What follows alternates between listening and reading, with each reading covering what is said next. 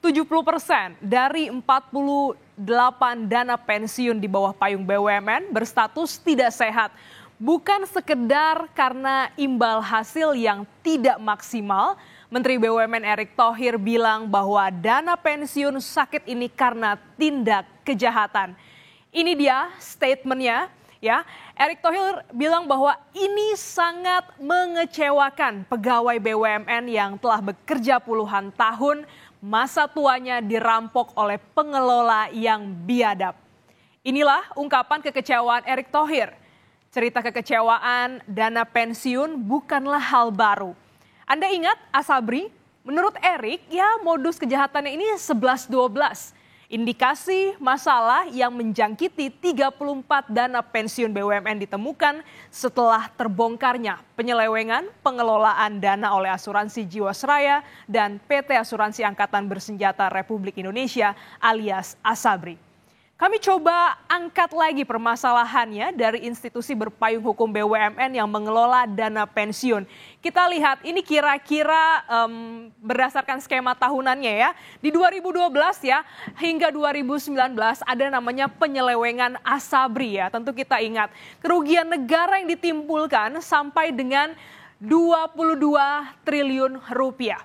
Selanjutnya, selang 1 tahun di 2013 hingga 2019 ada indikasi tindakan melawan hukum yang dilakukan oleh DP4 Pelindo. Ini sama ya perusahaan yang mengelola dana pensiun juga, cuman ini khusus untuk Pelindo, di mana kerugian negara mencapai 148 miliar rupiah.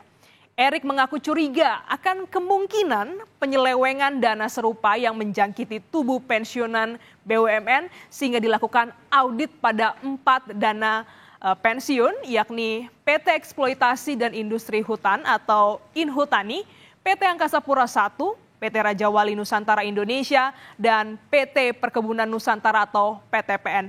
Dan sementara ini saudara, ditemukan kurang lebih yang terbaru ya yang diupdate oleh Mas Menteri BUMN Erick Thohir, ada kerugian negara sekitar 300 miliar rupiah dari dana pensiun beberapa BUMN. Angkanya semakin besar ya. Tetapi Erick yakin angka ini bisa naik seiring dengan investigasi yang lebih dalam dilakukan. Yang penting kan ada kesepakatan dari kami dengan BPKP dan pihak kejaksaan bahwa proses ini bukan memenjarakan orang, tetapi memperbaiki sistem yang sudah ada. Dan ini kan udah peristiwa zaman dulu, bukan zaman sekarang.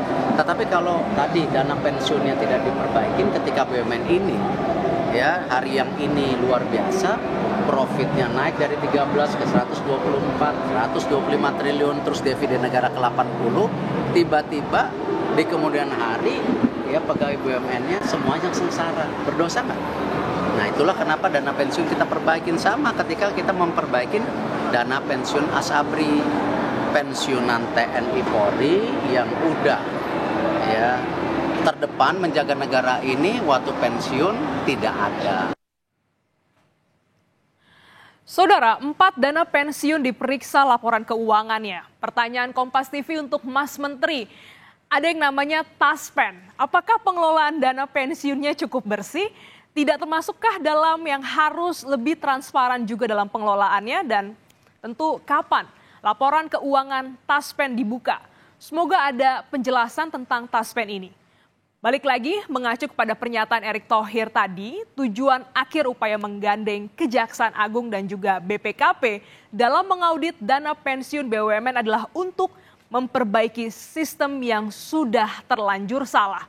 Bukan menemukan dan memenjarakan oknum yang bersalah, meski tetap ada proses hukum yang harus dijalani. Moralnya memang memperbaiki sistem, karena aset dana pensiun dari tahun ke tahun angkanya semakin besar.